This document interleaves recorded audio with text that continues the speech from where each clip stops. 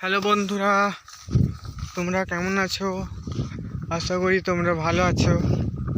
আজ আমি চলে আসলাম আবার ধান কাটতে।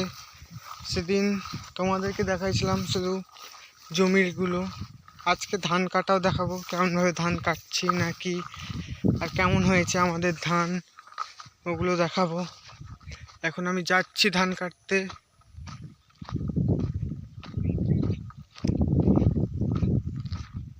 ধানের জমিতে দেখা হচ্ছে।